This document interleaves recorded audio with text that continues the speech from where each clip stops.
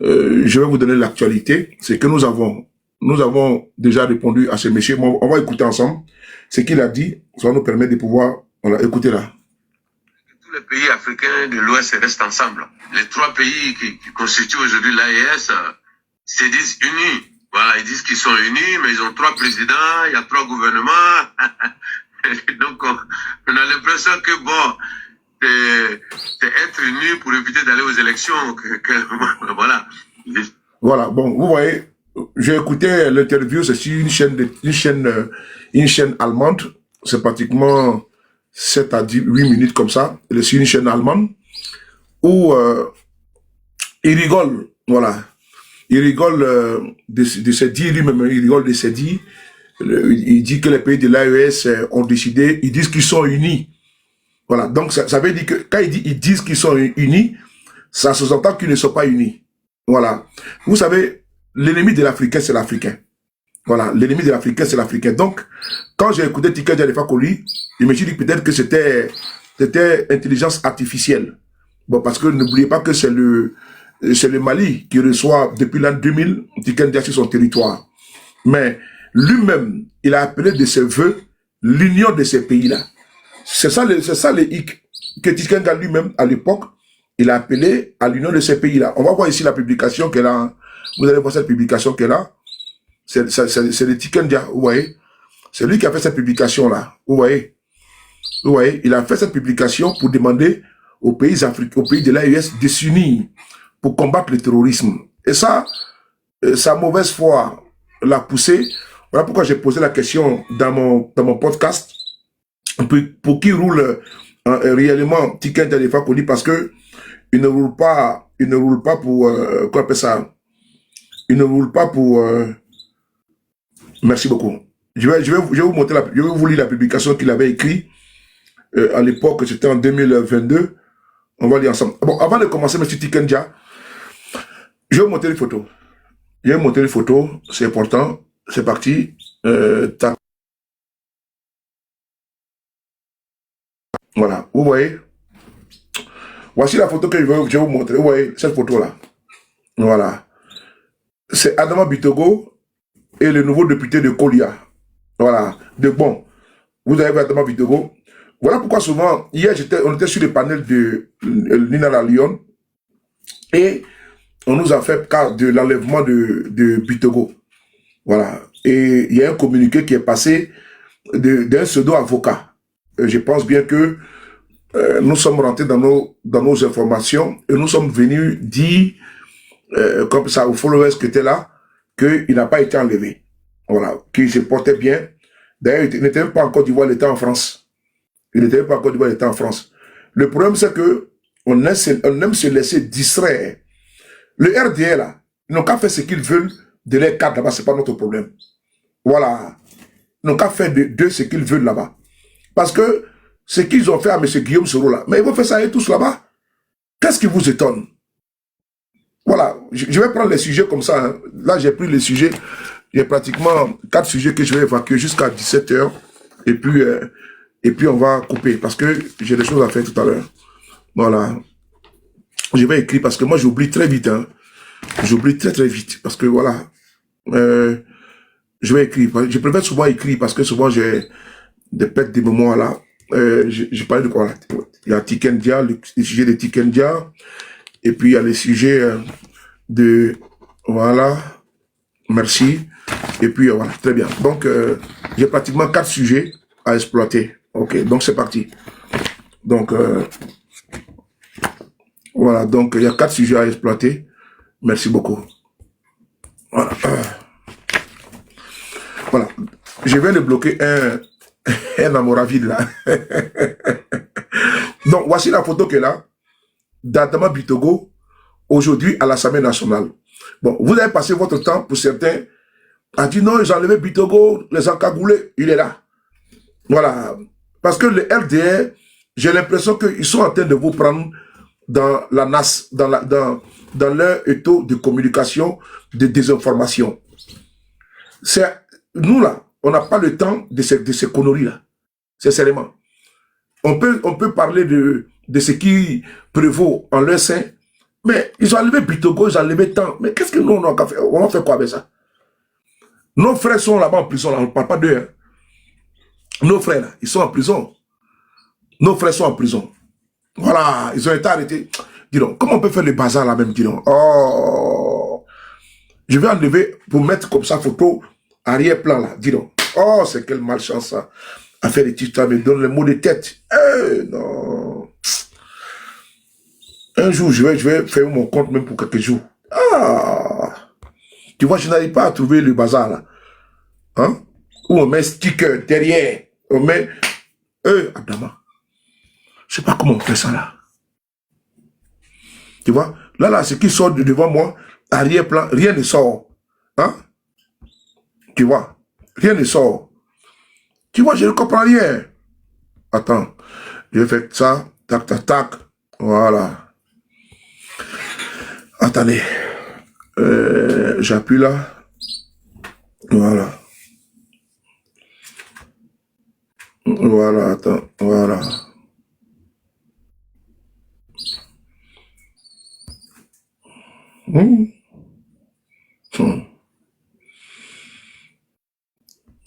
Bon, c'est pas grave, on fait comme ça.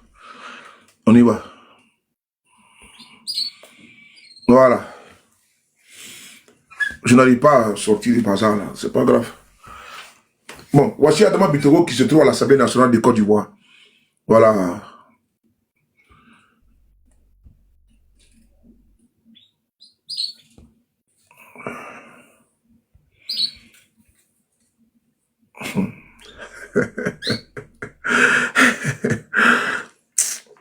Voilà, voici Adama Bitogo qui se trouve à l'Assemblée nationale de Côte d'Ivoire aujourd'hui. Voilà, hier, ils ont commencé à dire non, Bitogo a été enlevé, Bitogo est monté, il est descendu, champion. Voilà, il est là. Voilà, il se trouve à l'Assemblée nationale de Côte d'Ivoire. Je pense que l'ingratitude là, si jamais ça s'abat sur Bitogo, mais ce n'est pas une première en Côte d'Ivoire, je reprends, je répète. L'ingratitude du RDL là. Ce téléphone de merde là, dis donc, ça commence à m'emmerder, hein. Hein? Arrière-plan, je mets arrière-plan, ça passe pas. Bon, on va laisser ça comme ça, tu m'emmerdes. Le gars partagé et tapoté, merci. Donc,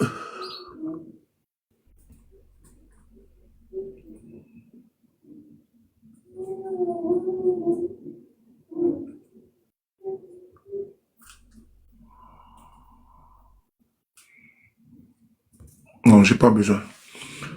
Donc, je disais que Adama Bitogo, hier, il y a eu beaucoup de commentaires et il y a eu beaucoup de publications d'un pseudo-avocat afin de pouvoir, comment on appelle ça même, vous informer que Bitogo a été enlevé par des encagoulés. J'ai vu un communiqué signé d'un certain Kwame, quelque chose là, bien quoi, la Kwasi, qui se disait avocat de Bitogo et qui aurait été enlevé par les services de M. Ouattara. Bon, aujourd'hui, Bitogo il est apparu en Côte d'Ivoire parce qu'il n'était même pas là-bas. Il était en Europe et il est rentré. Nous là, au niveau de l'opposition, on a trop de préoccupations. On a trop de camarades qui sont aujourd'hui emprisonnés. Les 16 là, lundi prochain là, nous avons notre camarade Walina Koulibaly qui est convoqué au tribunal d'Abidjan pour son jugement. Et vous connaissez ce que ceux-là, ils sont ingrats. Et leur ingratitude ne finit pas. Voilà, ça ne finit pas. Entre eux là, ils se mangent. C'est la bataille. Vous les voyez comme ça là. C'est un conglomérat. Ils se sont réunis entre eux. Voilà, Maître Kwame Fulgence. Ce Maître Kwame Fulgence n'a jamais existé. Merci beaucoup, Pur Diamant. Ce Maître Kwame Fulgence là, il n'a jamais existé. Voilà, ça c'est le RDR. C'est le RDR qui a envoyé, qu'on appelle ça, qui a fait un communiqué bidon comme ça pour vous distraire. Parce que vous voyez, tantôt ils vont nous parler de ténébrament, tout. Ça c'est pas notre préoccupation.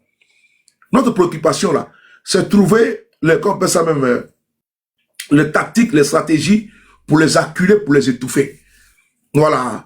C'est la dynamique de l'union de l'opposition. Parce que quand l'opposition est nulle, on peut arriver à atteindre notre objectif. Mais opposition divisée, on ne peut rien atteindre. Ça veut dire qu'on a une opposition hétéroclite, on a une opposition divisée, on a une opposition qui n'est pas compacte. Et quand c'est comme ça, là, diversifié, comment dire, dispatché, disparate, on n'est pas sorti de l'auberge. Donc, notre travail aujourd'hui, c'est de se concentrer sur notre, voilà, sur ce qui prévaut en Côte d'Ivoire. Regardez aujourd'hui, je vois un monsieur qui est en train de dénoncer en Côte d'Ivoire les remblayages et tout ça. Mohamed, comment tu vas en Côte d'Ivoire? Mais ce monsieur, il fait un travail extraordinaire, titanesque, mais il prend des risques, il marche sur des œufs. Voilà, il va vraiment à pas de canard pour ne pas enfreindre la loi, pour ne pas marcher, pour ne pas que voilà, ça se retourne contre lui, parce qu'il attaque des personnes qu'on peut dire des pontes. Voilà, il y a le ministre délégué aux affaires maritimes, lui qui avait injurié le président du PDCI, le président Cheikh Tidiane Thiam. Voilà, il est dans la ligne de mire. Et par contre, les Ivoiriens, dans leur ensemble, ne sont pas dans cette conjugation d'efforts pour atteindre un objectif. Parce que bon, d'aucuns s'en foutent. D'aucuns me disent, ah ben, je préfère voir mes enfants grandir. Donc, ils ne se mêlent pas de soi-disant la politique. Alors que la politique, soit tu l'as faite, soit tu l'as subie. Merci beaucoup pour comment on appelle ça, pour les objectifs là. Comment on fait ce passage là? Merci beaucoup. Attendez.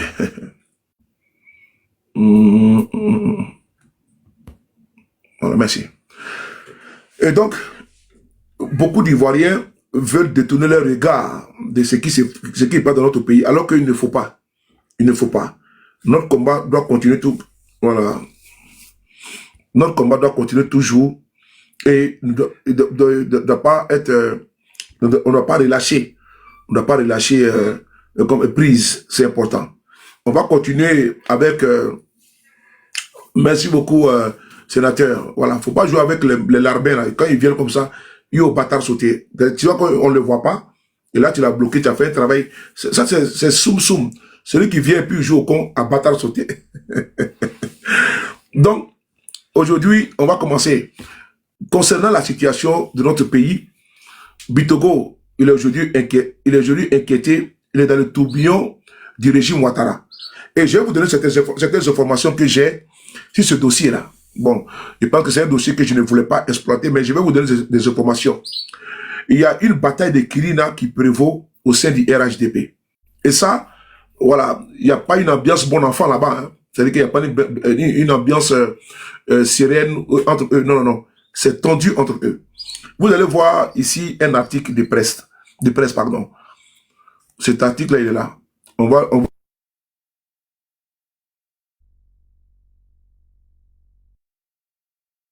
Vous avez vu ça? Vous avez vu cet article-là? Bitogo, bientôt en prison. Je pense que vous avez vu. Bitogo, bientôt en prison. Chacun de vous, vous avez vu cet article-là qui a circulé dans les inbox et ça fait jaser. Mais l'article là, c'est du RDR. C'est un journal du RDR. Donc c'est entre eux, ils se battent. Voilà. On dit palabre entre deux couteaux là. Nous là, notre palabre, notre part est où dans ça? Quand deux couteaux se battent, qu'est-ce que tête de poulet fait à l'intérieur? Dis bien, deux poulets se battent. Tête de poulet fait quoi à l'intérieur? Je pense que rien. Et donc cet article là a été écrit par le RHDP contre leurs propres gars. Mais Bitogo, là, qu'est-ce qu'il n'a pas donné au pouvoir RDR? Bitogo que vous voyez là, qu'est-ce qu'il n'a pas fait pour le pouvoir RDR? Il a tout fait pour eux. Moi, je suis un exemple palpable de celui même que je suis. En l'occurrence, le président Guillaume. On va en venir, le président Guillaume Soro. Vous comprenez? Je suis un exemple palpable du président Guillaume Soro à la matière. Et donc, on va en venir tout à l'heure. Je n'ai pas de direction de communication qu'on m'impose. Ok? Voilà. Je n'ai pas de direction de communication qu'on m'impose. Avant de lancer mon direct là, je ne suis pas allé voir ton grand-père ou bien ton père pour lui demander ce qu'il a fait en communication.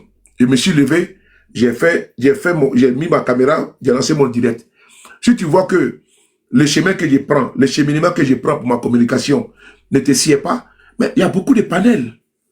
Il y a pratiquement des milliards de panels. Tu peux aller écouter les Bangladesh, les Chinois, les Indiens, les Hindous, tout ce que tu veux. Il y a tout. Il y a du tout. Il y a du vert, il y a du blanc, il y a du bleu. Tu vas écouter. Tu veux écouter religion, il y en a. tu veux écouter le, comment on appelle ça, panel pour l'immigration clandestine, il y a tout ça là-bas. Mais ici, là, chacun fait son combat. Moi, mon combat, chacun connaît mon couloir.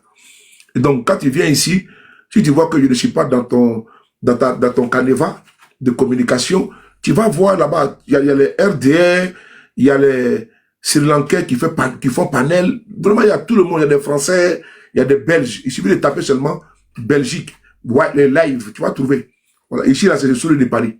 Voilà, donc, tu vois, j'ai lancé caméra. Quand tu vois ma tête, tu dis, ma tête te plaît, tu restes. Ma tête ne te plaît pas, tu t'en vas.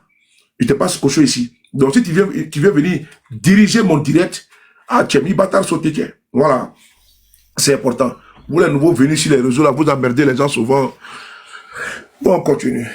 Voilà. Donc, Bitogo Adama, celui qui est là, voilà. Bitogo Adama, celui qui est là, c'est lui qui s'agit. Vous voyez aujourd'hui que la situation qui prévaut en leur sein n'est pas de notre ressort. C'est eux qui ont décidé de pourchasser l'un des leurs, qui s'appelle Adama Bitogo. Maintenant, ce qui s'est passé, je vais vous expliquer. Oh, je n'arrive pas à mettre ça dans l'article là. Je n'arrive pas à mettre le journal là derrière moi. Ça allait vous arranger en matière de communication parce que ça allait me permettre de pouvoir... sénateur, appelle-moi là. Je ne sais pas comment je vais faire là. Il faut m'appeler là. Je ne sais pas comment je vais faire. Je suis un peu bloqué là. Je tape le sticker. Ça ne soit pas. Là, c'est sticker. Ah oui, j'ai trouvé. C'est bon. C'est bon, j'ai trouvé. Voilà. C'est ça là. Voilà. Attends, je vais enlever. C'est bon, j'ai trouvé. Merci beaucoup, sénateur. J'ai trouvé. J'ai quand même une grosse tête. Hein. J'ai une grosse tête, non? Écrivez oui ou non. J'ai une grosse tête ou pas? Écrivez oui ou non. J'ai une grosse tête ou pas? Mais écrivez oui ou non. J'ai une grosse tête ou pas? Écrivez oui ou non.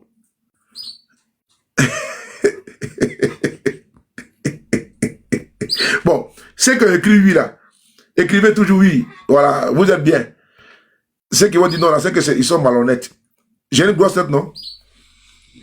Voilà.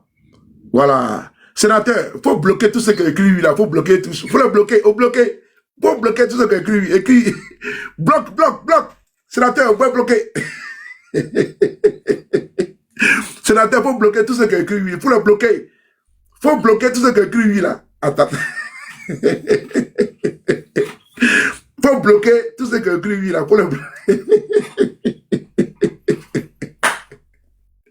Mais vous dites qu'il y a une grosse tête. Donc, il faut bloquer tout ce qu'on crie là. Ouais, c'est la terre même le complice de vous. Il refuse de vous bloquer. Il dit qu'il bloque tout ce qu'on dit oui là.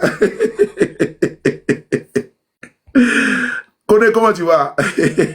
Mais il dit que j'ai une grosse tête. Bon, comme j'ai une grosse tête là, donc il faut bloquer.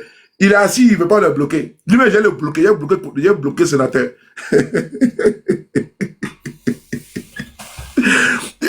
On dit il y a une grosse tête. Et vous dites oui. On dit non, tu as une petite tête.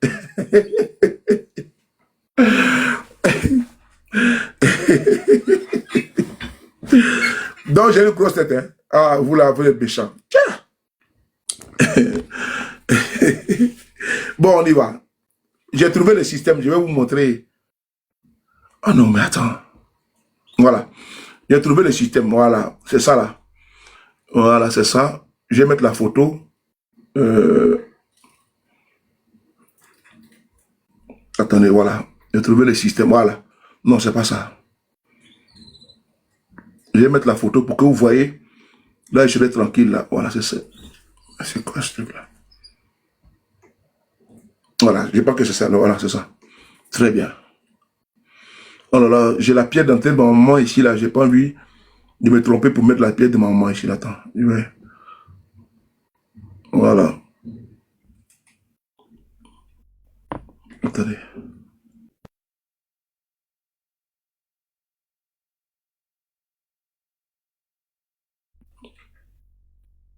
Voilà. Je pense que c'est comme ça. Aïe. Voilà. Voilà. Voilà, très bien. Voilà, c'est bon. Là, je pense qu'on est bon. Là. On est bon. Voilà, 2 secondes. Je vais vous dire certains secrets. Un peu ce que j'ai appris comme nouvelle. Voilà, attendez, je vais faire quelque chose. Voilà, je vais faire comme ça. Voilà. Voilà. Bon, je vais vous expliquer ce qui s'est passé avec ça. Ce journal qui est là. Il y a des secrets il y a des brides d'informations que j'ai eues et j'ai partagé avec vous. Voilà. Voilà pourquoi je n'ai pas voulu me lancer dessus dans ces sujets-là. Il y a une bataille qui se joue actuellement entre les cadres du RHDP pour le positionnement. Et donc, ça, c'est un secret de polichinelle. Et donc, Bitogo est de la ligne des mires. Et ça, vous le savez depuis belle lurette, à travers ce qui vous justifie, c'est que Mehdi, c'est son éviction à la tête de l'Assemblée nationale de Côte d'Ivoire. Parce qu'ils ne font plus confiance à Adama Bitogo. Ça, n'oubliez pas ça. Ils ne lui font pas confiance. Parce que Bitogo, quand il se rase chaque matin, il a une ambition présidentielle.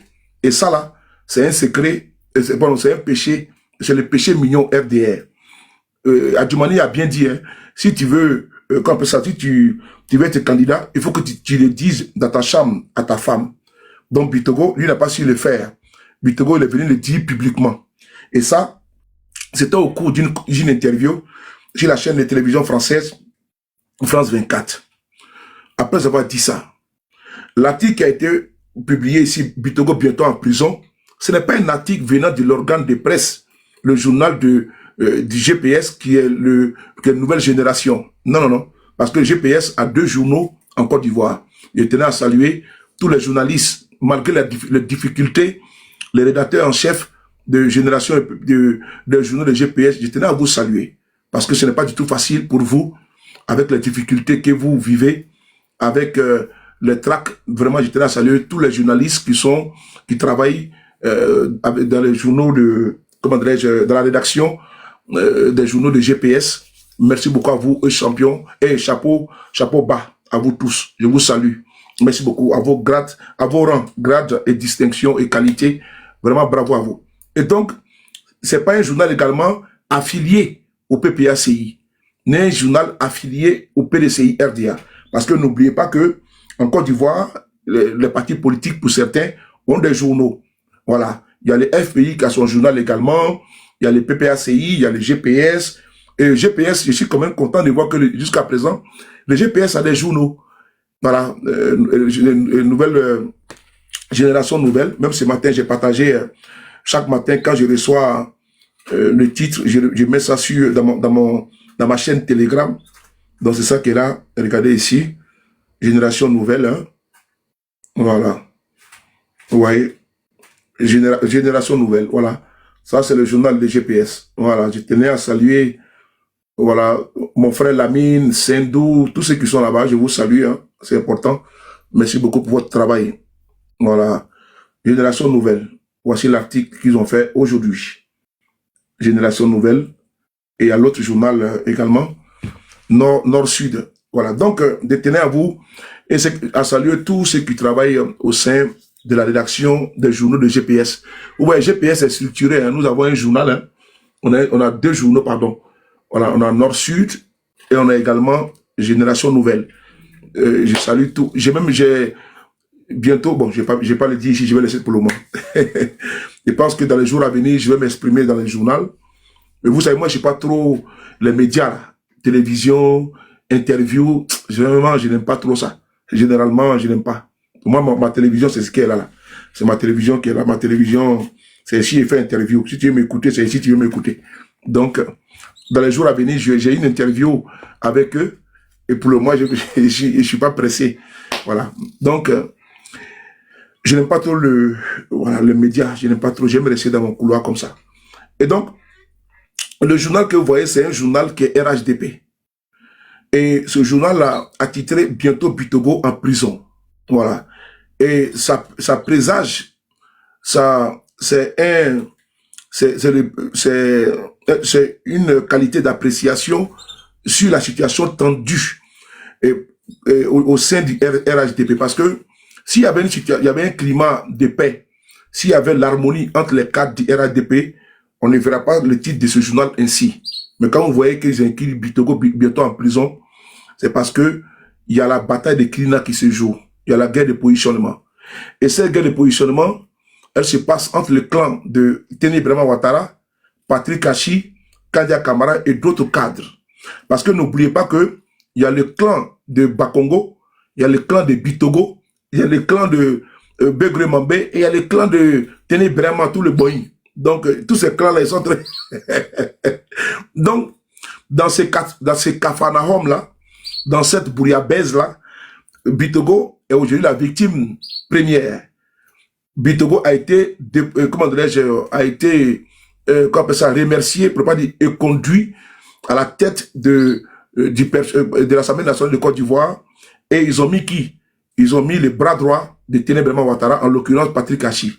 Souvenez-vous, pendant un congrès, je ne sais pas si c'était un congrès, un rassemblement du RADP, au micro, c'était pas fermé, il a dit dans le micro, ah vraiment, tu es trop populaire, ça va rendre certains jaloux. Parce que en réalité, Patrick Hachi au départ, même aujourd'hui, il a des ambitions présidentielles. Et ce qui lui a valu quoi? Son débarquement à la tête du Premier ministère. Parce qu'avant, il était Premier ministre. Et ils ont reproché à Patrick Hachi de ne pas favoriser les djoulas. Ça, je l'ai plusieurs fois dit. Et ça vient d'eux. Moi, en tout cas, je suis parmi eux là-bas. Je suis vraiment, en tout cas, je connais mon niveau. Je suis, comment dirais-je, je suis, je peux dire que le canal, voilà, le mot m'échappait. Je suis le canal, au moins, pour évacuer certaines dissensions en leur sein. Donc souvent, j'ai des retours. Et ces retours-là, ça me permet de pouvoir vous entretenir. Contrairement à certains délateurs qui viennent vous dire Guillaume Soro est malade, Guillaume Soro a déjà, ils font les panels. Pour finir, il n'y a pas de réponse. Non, il faut que Guillaume Soro sorte. Mais vous avez vu la semaine dernière, ils ont fait des panels. Bon, depuis quand RDR va nous diriger en matière de communication? Depuis quand? Ils ont fait des panels. Ah, Guillaume Soro a déjà, hein? Et comment dirais-je, on a eu des nouvelles. Voilà, il était malade, là, tout. Bon, vous savez, hein. Bon, si c'est pas vrai, il faut qu'il sorte, il fasse une vidéo. Guillaume Soro va sortir pour venir faire, comment dirais-je, il va publier une photo pour faire plaisir à des bougnoules. Ils sont tellement rassasiés. Et puis Guillaume Soro va sortir, faire une publication pour contenter des bougnoules, pour assouvir les plaisirs. Et puis ils vont dire non, ah mais vous voyez ça, à cause de nous, Guillaume Soro est sorti. On n'a pas le temps pour ça. Voilà, vous allez parler, bavarder jusqu'à... Le monsieur est dans ses affaires. Quand il finit tranquillement, le soir il rentre, il se lave tranquille, pépère, il dîne, il boit lait de chamel, et puis après, et voilà, tranquillement, il va dodo, tranquille, au calme. Et pendant ce temps, vous êtes en train de bavarder. Bavarder. Guillaume Soro s'est monté. Moi, j'aime quand vous parlez comme ça, même ça me plaît. Parce que c'est la publicité gratuite. Mais ce qui est bon, c'est ça là. L'illustration parfaite de la division au sein du RHDP. Ce journal-là, je vais vous expliquer ce qui s'est passé. Quand j'ai vu ça, vous avez vu, je n'ai pas publié. Mais hier, par contre, j'ai pris le soin de rentrer dans mes réseaux pour demander la situation de Bitogo.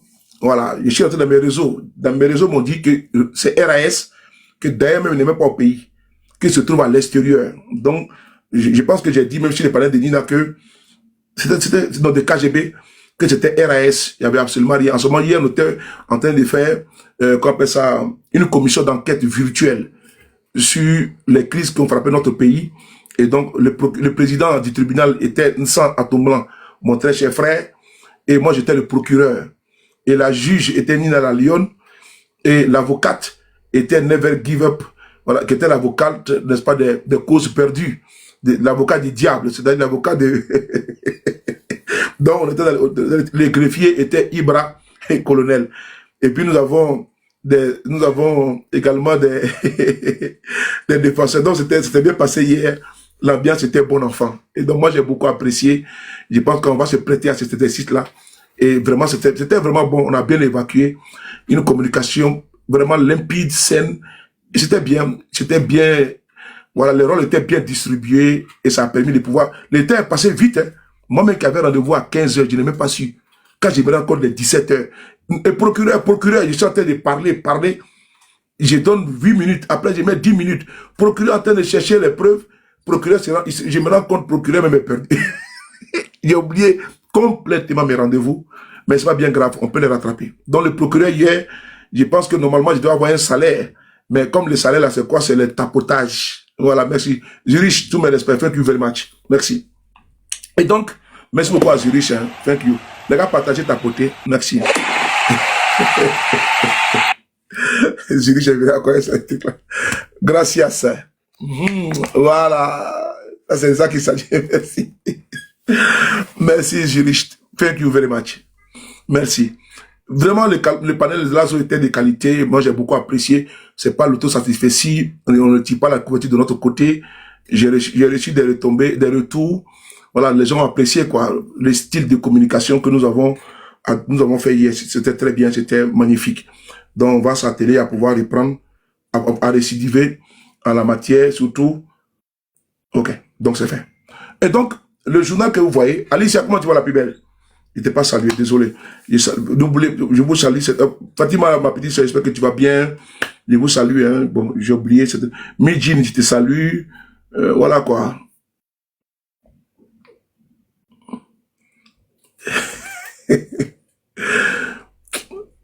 Tant que tu es venu ici encore. Bon, on va continuer. Donc, le communiqué qui a été pondu, c'est un communiqué qui vient du laboratoire du RHDP. Qu'est-ce qui me pousse à dire cela? C'est le journal que vous voyez qui est là. C'est le journal qui est là. C'est le journal de...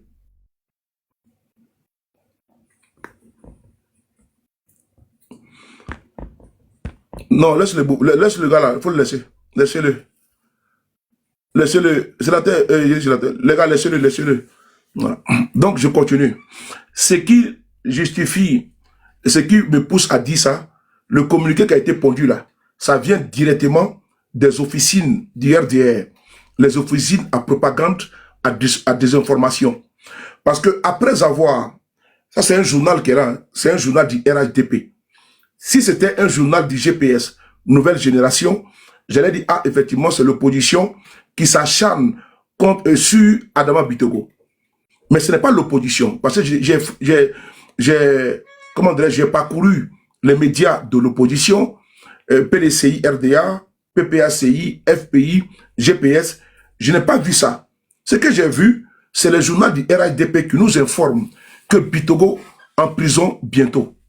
C'est ce qui est là. Bitogo, prison bientôt. Et donc, plus tard, il vient nous prendre un communiqué. Et ce communiqué-là, vous avez vu qu'on ne s'est pas lamenté pour ça.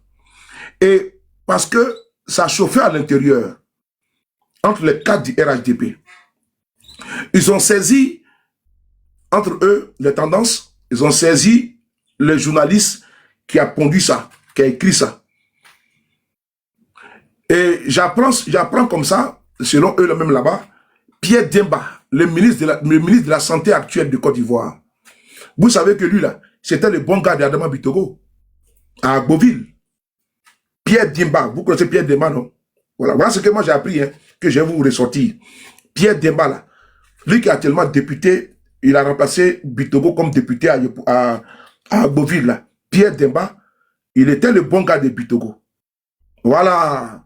Et donc, Pierre Demba, il veut maintenant s'affirmer au niveau d'Agboville comme étant le nouveau maître. Comme maintenant Adama Bitogo au niveau de Yopougon.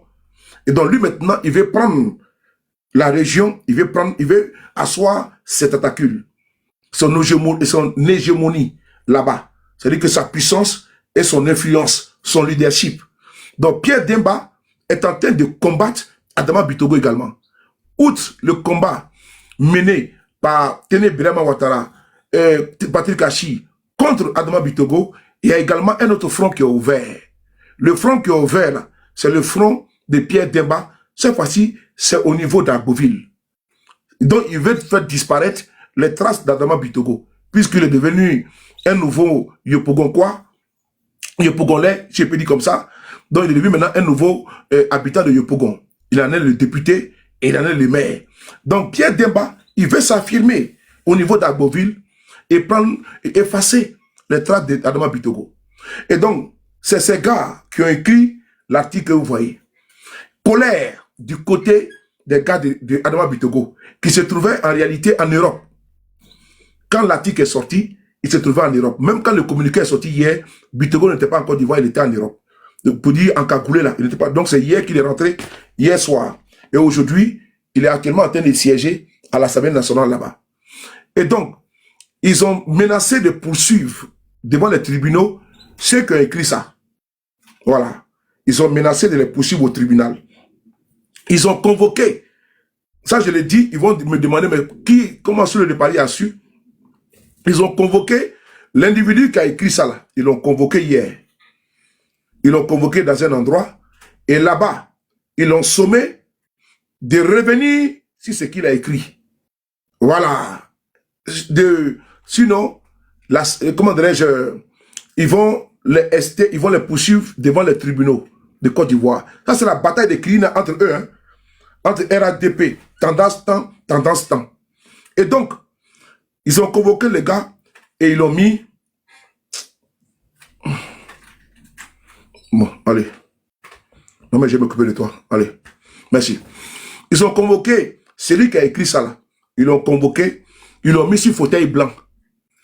Et ils lui ont dit, s'il ne revient pas sur ce qu'il a écrit là, ils vont créer des problèmes à ce journal-là, qui était un journal du RADP.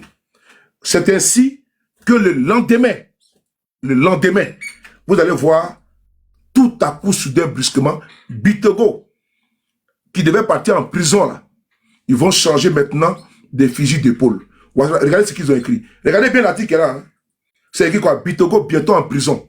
Maintenant, regardez maintenant ce qu'ils ont écrit. Regardez maintenant comment j'ai fait pour changer ça là. Oh là là. Voilà. Voilà.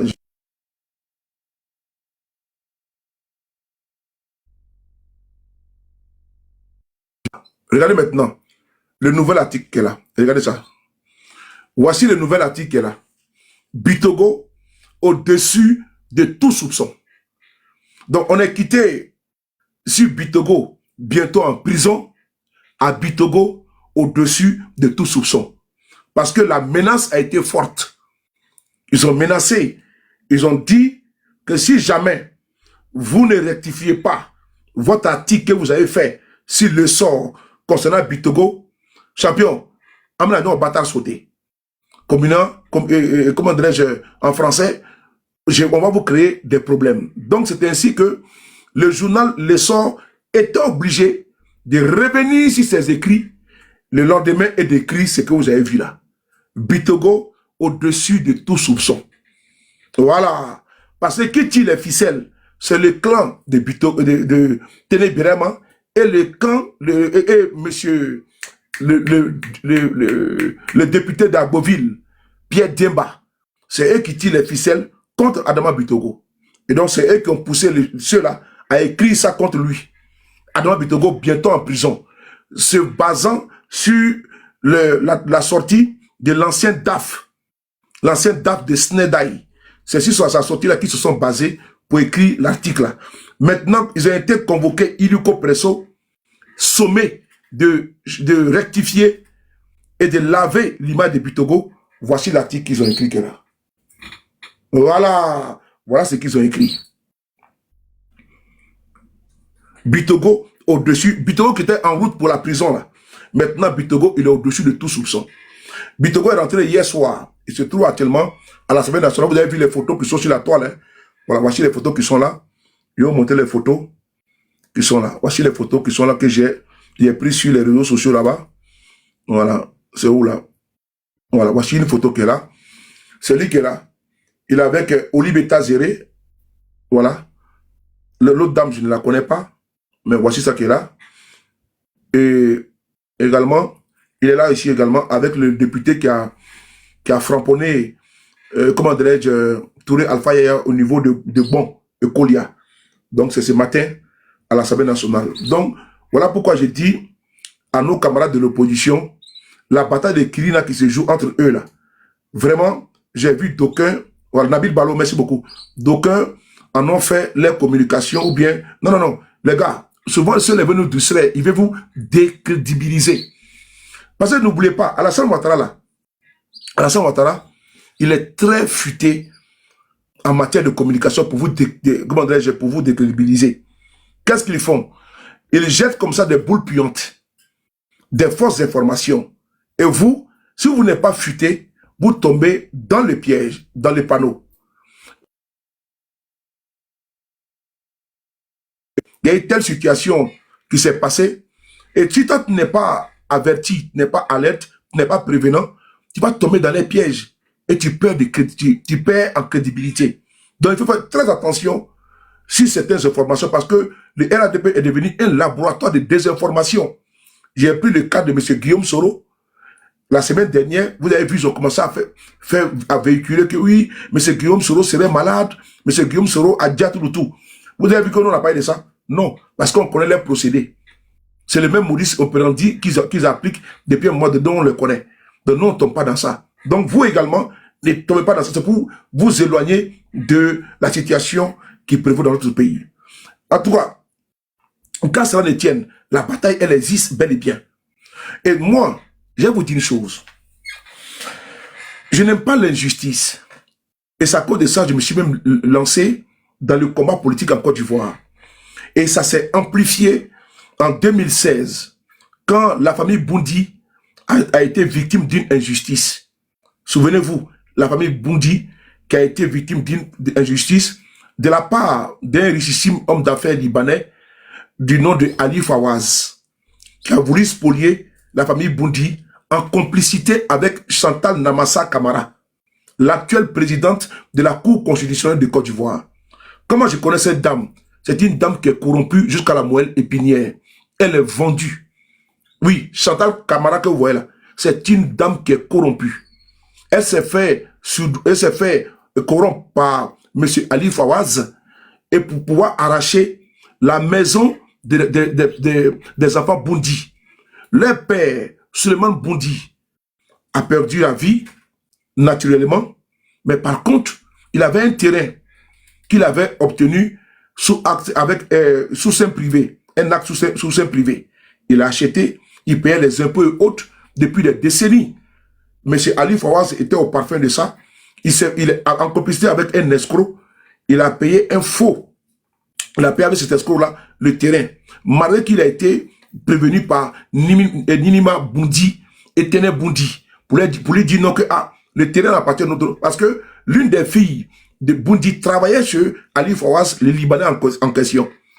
Mais malgré ça, comme le terrain est bien situé, le Libanais voulait coûte que coûte ce terrain-là. Et comme ce Libanais, il a des entrées dans les sectes du pouvoir, chez les pontes du pouvoir, chez les sécurocrates du pouvoir. Donc ce Libanais-là, il a réussi à corrompre beaucoup de pontes du pouvoir, des caciques du pouvoir RDR. Donc c'est quelqu'un d'influent. Donc ce qui fait que, quand le dossier est arrivé chez Chantal Camara, en ce moment, elle était à la cour de cassation, si je ne me trompe pas, mais elle a donné raison à Ali Fawaz. Malgré que, en première instance, en appel, la famille Boundi a gagné raison sur le faussaire Ali Fawaz, Chantal Camara, l'actuelle présidente de la Cour constitutionnelle, qui est une manipulée à souhait, qui est une corrompue escroc notoire. Chantal Camara n'a pas hésité, moyennant des bachiches, des perdièmes, des dessous de table, à retourner l'affaire et donner raison à Ali Fawaz. Tapotez les gars et partagez, tapotez les gars, tapotez. Mais vous savez, vous me signalez, je suis sûr à 2000% que quand ça va monter, quand la monnaie va prendre, vous me signaler. Donc, commencez maintenant à prévenir. C'est une guerre de communication. Avant qu'ils signalent là, commencez maintenant à envoyer, à mettre des garde-fous. Soyez les boucliers. C'est quoi les boucliers? C'est les tapotages et les partages. C'est tout ce que moi je demande. Donc, Ali Fawaz a obtenu gain de cause sur du faux, sur les documents qui sont faux. Et le faussaire a voulu déloger la famille Boundi. Il s'est appuyé également sur un ponte du pouvoir. À l'époque, père à son âme, c'était Ahmed Bakayoko, qui était ministre de l'Intérieur. Ahmed Bakayoko a décidé d'envoyer des policiers ivoiriens pour aller, comment dirais-je, encadrer ce déguerpissement illégal et arbitraire, injuste et inique. Et donc, ça a eu lieu. Mais la famille Boundi a campé sur les lieux, sur les gravats, sur les restes de leur maison qui a été détruit par Ali Fawaz en complicité avec Mme Chantal Camara, l'actuelle présidente de la Cour constitutionnelle de Côte d'Ivoire, et également Ahmed Bakayoko. Des policiers faisaient le pied de grue. C'est-à-dire qu'ils dormaient sur les lieux, sur les ruines, pour éviter que la famille puisse rester là-bas. Mais nous avons fait une communication puissante. Nous avons défendu la justice, nous avons défendu l'égalité, nous avons défendu le droit face à la corruption, face à l'argent, face à la puissance entre guillemets. Mais avec Bakayoko, nous l'avons acculé avec des preuves. Il était obligé de faire quitter, de demander aux policiers de quitter les lieux. Puisqu'on dit, mais on ne peut pas payer des policiers avec l'argent du contribuable ivoirien pour aller surveiller un terrain qui n'appartient pas à un Libanais, qui est en train de spolier une famille qui est dans son droit. Et d'ailleurs, avec la mobilisation de certains acteurs de la société civile, mais on a eu gain de cause. Ali Fawaz a reculé et aujourd'hui, la famille Boundi est sur son terrain. Et donc, l'affaire du terrain a commencé depuis belle lurette. C'est ça même qui a fait en sorte que j'ai eu le goût du combat en Côte d'Ivoire pour lutter contre l'injustice. L'élément déclencheur, c'est la famille Boundi en 2016. N'oubliez jamais ça. Ça fait maintenant 10 ans. Et s'il faut reprendre, refaire, je vais le refaire. Mais je suis contre l'injustice. C'est la même chose qu'aujourd'hui, même si Bitogo, Adama, il est victime d'une injustice, mais c'est naturellement que certains vont le défendre. Parce qu'il est au niveau du RADP. Mais est-ce que là, on est victime d'une injustice? Non. Ici, là, c'est une bataille de Kirina qui se joue entre les cas du RADP. Ce n'est pas pareil avec le cas de M. Guillaume Soro. M. Guillaume Soro, il était président de l'Assemblée nationale de Côte d'Ivoire. Et M. Guillaume Soro, vous savez très bien ce qu'il a fait pour ce pouvoir-là. Mais l'ingratitude fétichère qui est RADP, ils se sont retournés contre lui. Et aujourd'hui, là, les plus grands pourfendeurs de M. Guillaume Soro sur la toile, je pense bien que vous les connaissez. Est-ce que je suis obligé de faire un dessin pour ça? Les plus grands pourfendeurs, les plus grands insulteurs de M. Guillaume Soro, ceux qui déversent les billes, les insanités sur l'honorabilité de M. Guillaume Soro, vous les connaissez déjà. Voilà. Alors que hier, c'est eux qui l'appelaient le sauveur. Et aujourd'hui, ils sont prompts à s'asseoir sur des panels, caricaturer, insulter M. Guillaume Soro. Et ils veulent que nous, on vienne les aider dans un combat sans lendemain envers un innocent. Parce que je l'ai dit, avec force et énergie, que M. Guillaume Soro, il est complètement et totalement innocent. M. Guillaume Soro, là, face au régime Ouattara, il est blanc comme ça. Ça, je l'ai dit. Je n'ai pas de complexe à le dire. Il est blanc comme neige. Il est blanc comme neige. Parce que dites-moi, de vous à moi, voici un monsieur qui est avec M. Gbagbo Laurent. Il est son premier ministre. Le président Gbagbo lui dit, à l'époque, le monsieur dormait dans un hôtel. Il dit non, mais, merci beaucoup, Kuni, Miki. Il dit non, que, mais attends, mon premier ministre ne peut pas dormir dans un hôtel. Donc, il donne l'ordre au ministre de la Construction et au ministre de l'Économie et des Finances de trouver une résidence à son premier ministre qui lui reviendrait quand il ne serait plus aux affaires. Bénédiction, tous mes respects. Ainsi dit par le président Gbagbo Laurent, chef de l'État à l'époque de la Côte d'Ivoire, mais sa décision, ses ordres sont exécutés sans embâche. Le ministre de la Constitution à l'époque, à Montano, trouve un appartement qui coûte près de 6 milliards, une résidence. Il dit non, c'est trop cher. C'est trop cher. Il faut trouver moins cher que ça. C'est M. Guillaume Soro qui dit non. 6 milliards, c'est trop pour les caisses de l'État. Pour une résidence, pour lui, non, il n'est pas d'accord. Donc, il allait trouver une résidence à 1 milliard et quelques qui lui convenait. Il dit c'est bon. Parce que 6 milliards, c'est quand même exorbitant. Ce monsieur-là, sous les ordres du président Gbagbo, on lui trouve un appartement qui va lui revenir. Ça ne va pas revenir dans le domaine de l'État, hein, dans les bâtiments de l'État, non. Ça va revenir au président Guillaume Soro quand il ne serait plus Premier ministre. Alassane Ouattara a décidé d'aller chercher. C'est-à-dire que sous son magistère, il a pris le pouvoir le 11 avril 2011. Jusqu'en 2019, précisément le 8 février 2019, M. Guillaume Soro a démissionné. Donc, de 2011 à 2019, c'est une action mathématique. 11, 9 moins 11, attends, une action mathématique, 11, comment dirais-je, moins 19, il reste combien? Il reste 8. C'est une action mathématique, c'est-à-dire que, voilà, c'est simple. 11 moins 19, il reste 8. Donc, M. Guillaume Soro a fait 8 ans aux affaires avec Alassane Ouattara. Il a été son premier ministre et son ministre de la Défense. Et donc, jusqu'en 2012, M. Guillaume Soro, il est élu au perchoir, non pas élu au perchoir, il a été élu député de Ferkessé-Dougou commune, si ma mémoire est bonne, et puis il a été adoubé par les députés PDCI et RDR pour qu'il soit le président de l'Assemblée nationale en concertation avec le président Henri Konan Bédié. Alors, M. Guillaume Soro, il a fait pratiquement 7 ans à l'Assemblée nationale de Côte d'Ivoire. M. Ouattara a fouillé partout, dans les tiroirs, dans les armoires, il a dépoussiéré, il a dépaporisé pour trouver un délit contre M. Guillaume Soro. Il n'a absolument rien trouvé. Délit financier, corruption, gabégie, contrat de gré à gré, il n'a absolument rien trouvé. Il n'a rien trouvé contre le monsieur. Donc, M. Ouattara va chercher sous Gbagbo, en 2007, un dossier pour dire que M. Guillaume Soro, il a recelé d'une maison. Je reprends encore, je répète.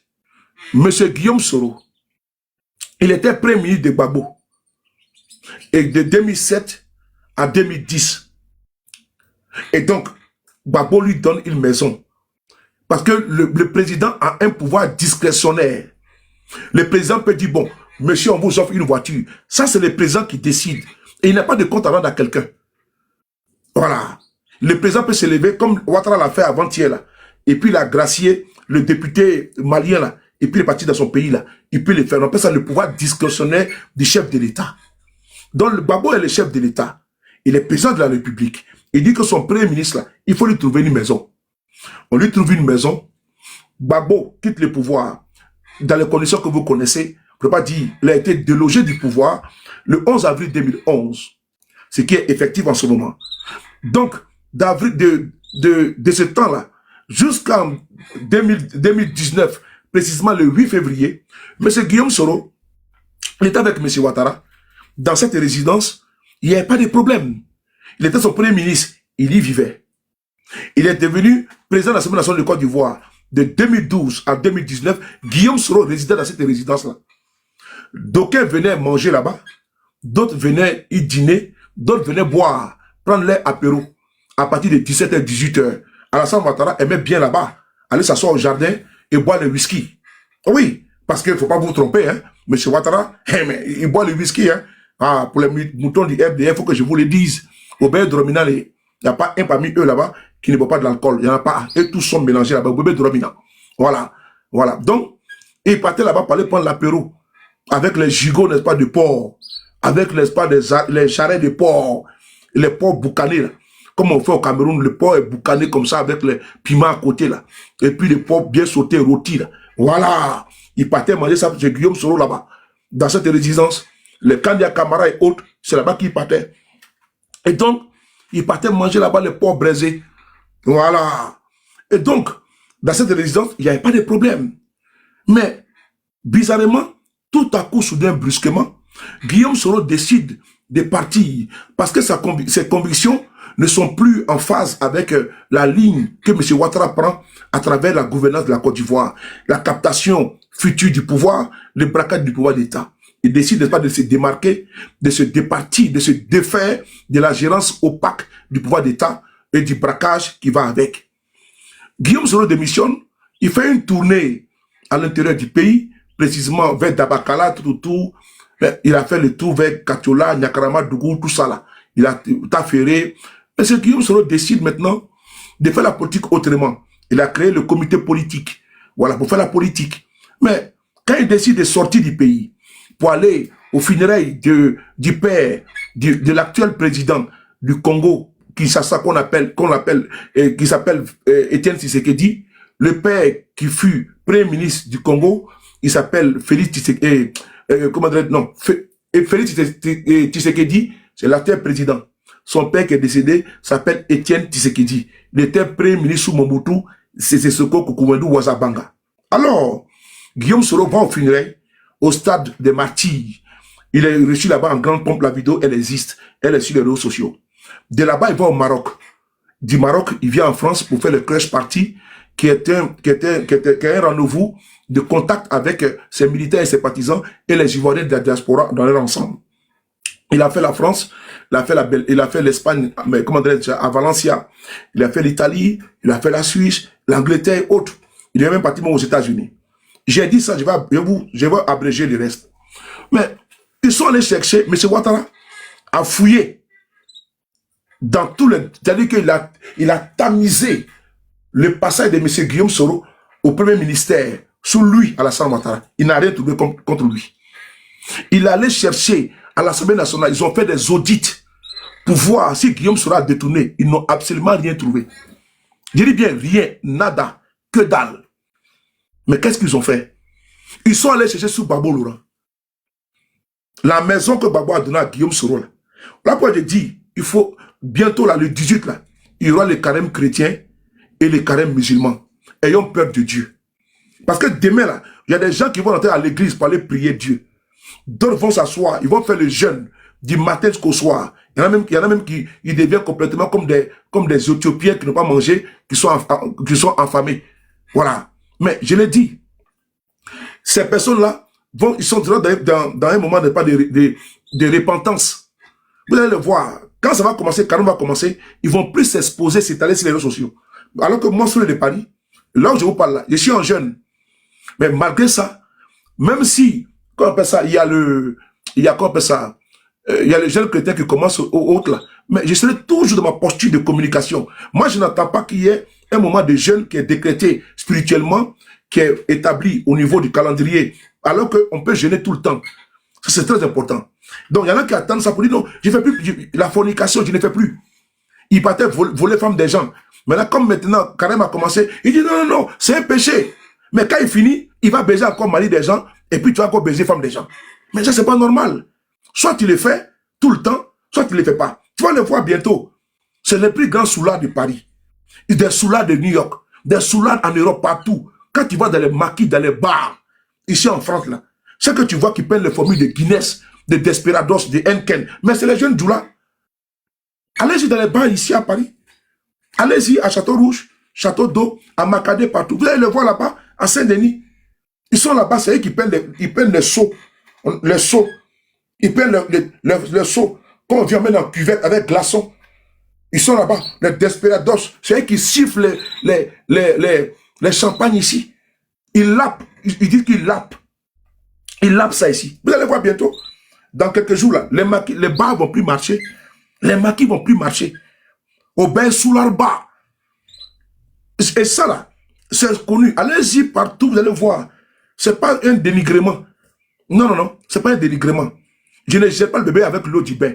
Mais quand vous rentrez dans les maquis à Paris, vous rentrez dans les bars à Paris, le plus grand soulard, c'est les jeunes Djoula.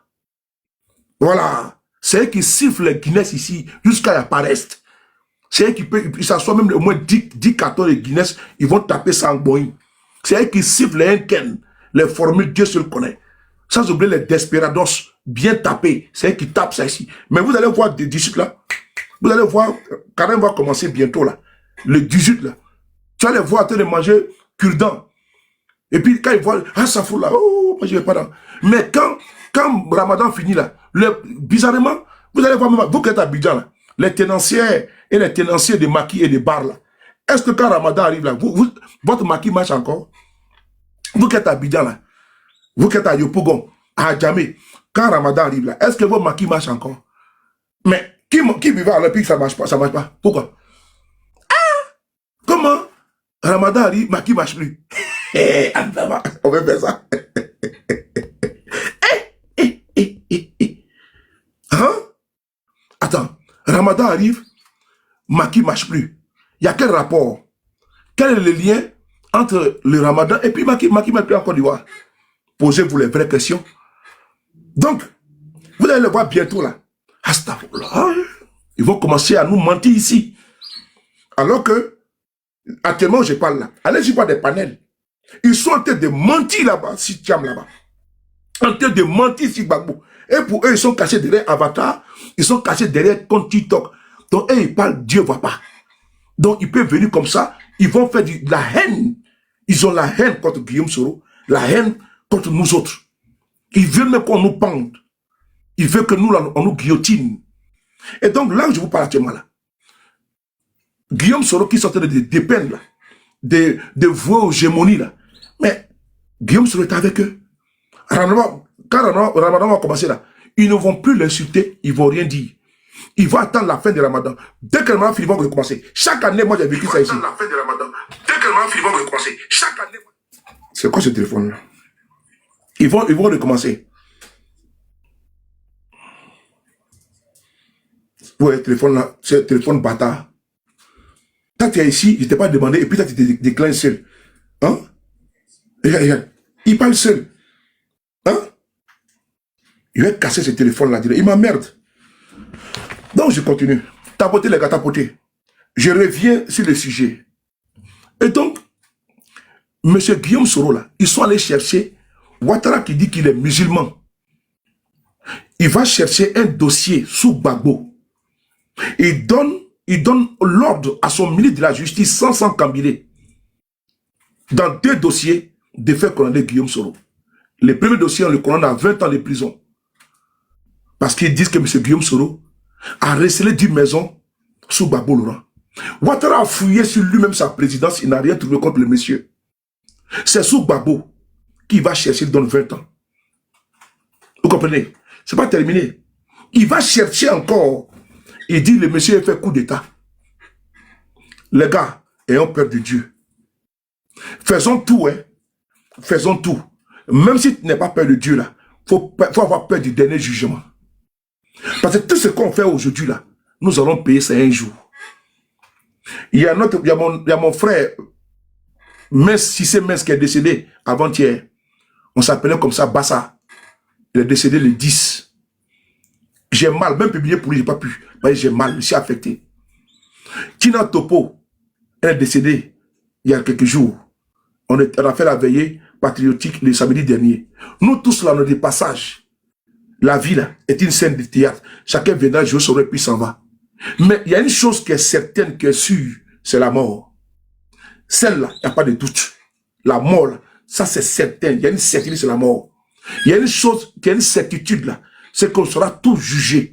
D'aucuns au paradis, d'autres en enfer. Parce que venir s'asseoir, mettre sa caméra, croyant que c'est du virtuel, mais venir mentir sur quelqu'un, mais c'est pas bon. C'est pas bon. Moi, M. Ouattara, là, ce qui n'est pas sur lui, là, je n'ai pas inventé. Là, je sais que j'ai reçu un article tout à l'heure. Ouattara doit venir ici à Paris. Dans les jours à venir, il doit venir à Paris.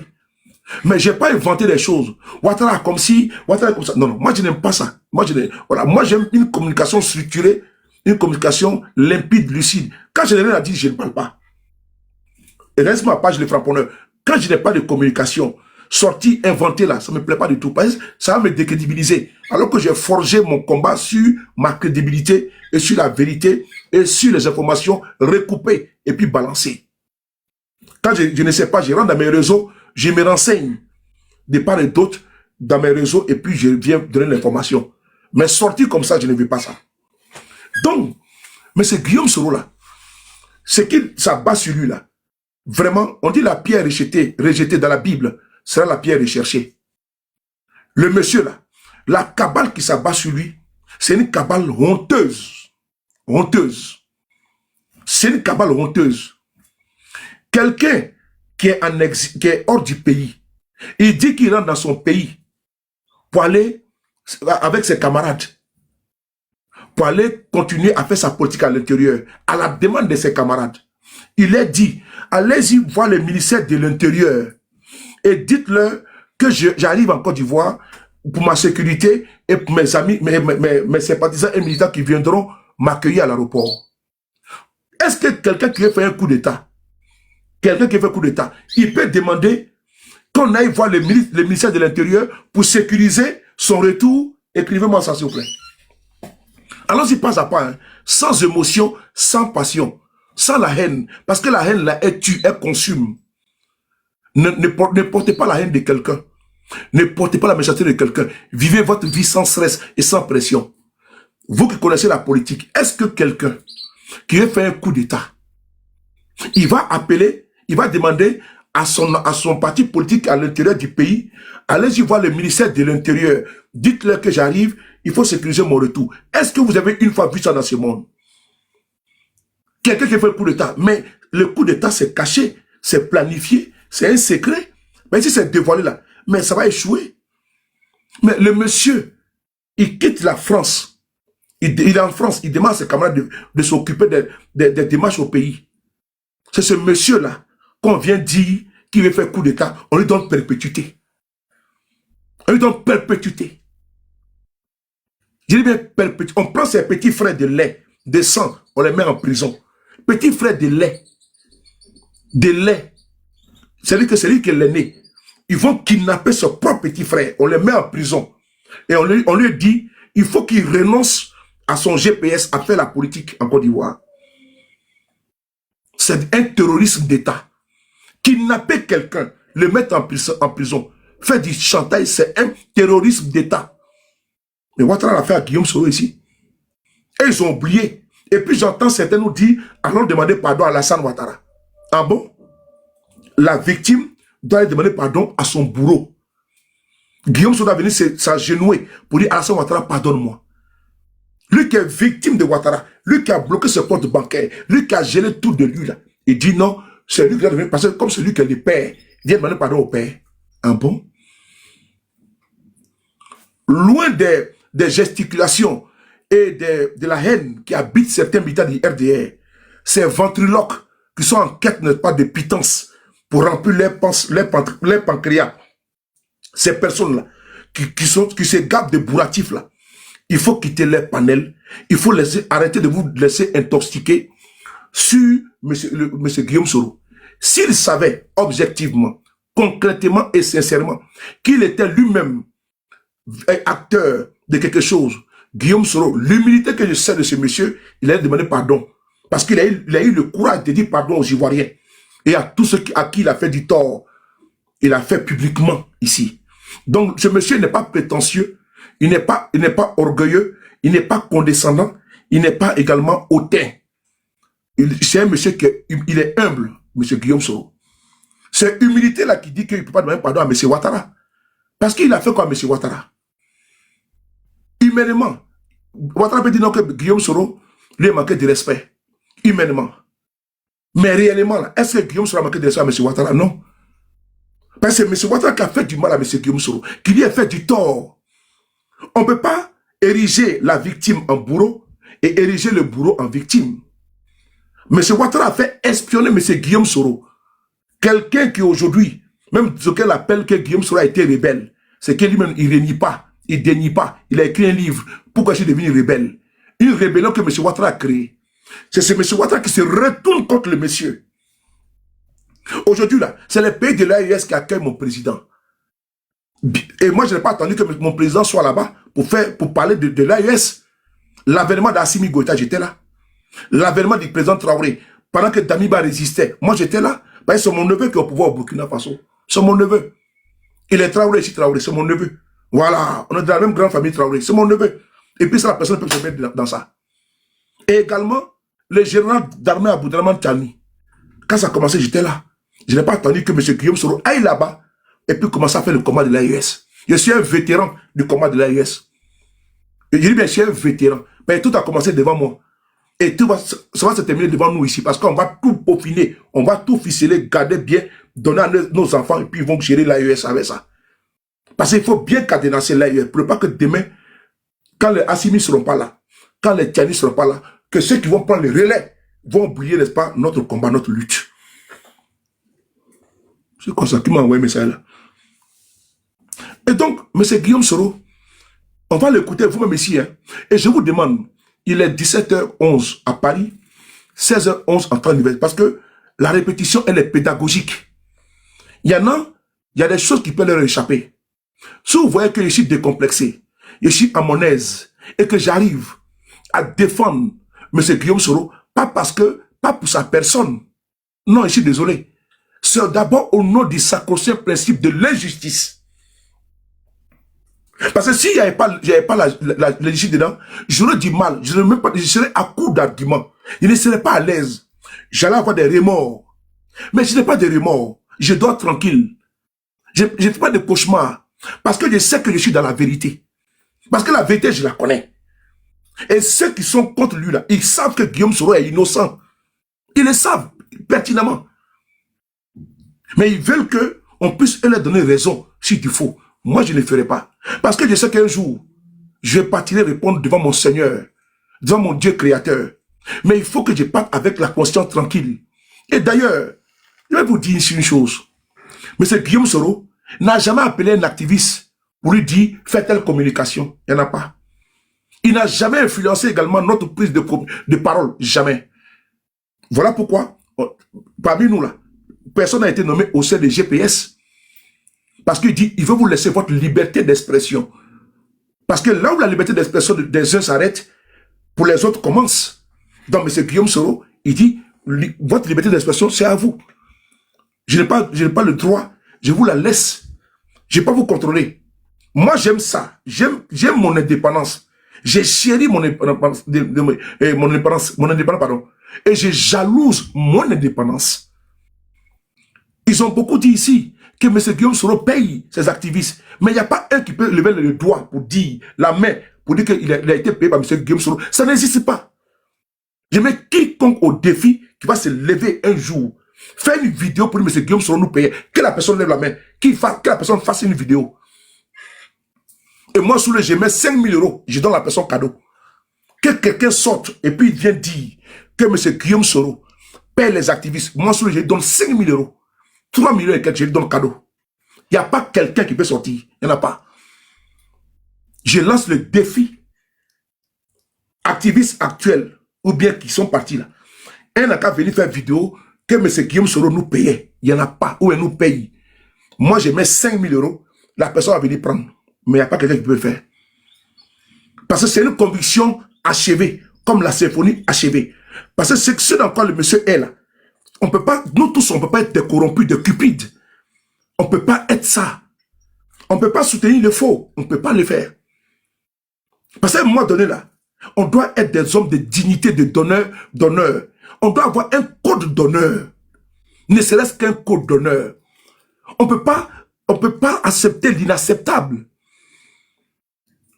Comment quelqu'un qui est au pouvoir, il fait tout pour incriminer quelqu'un qui est innocent. Et on trouve des gens qui disent qu'ils ont un petit gré d'intelligence là. Et ils viennent s'asseoir et mettre caméra. Ils le vouent aux gémonies. Ils les jettent en pâture. Croyant qu'ils ont très bien fait. Croyant qu'ils peuvent les désacraliser. Ils ne peuvent pas. Parce que moi je crois à une seule chose. Je crois à une justice équitable. Je crois à la justice de Côte d'Ivoire. Hein. Même la justice de mon pays là.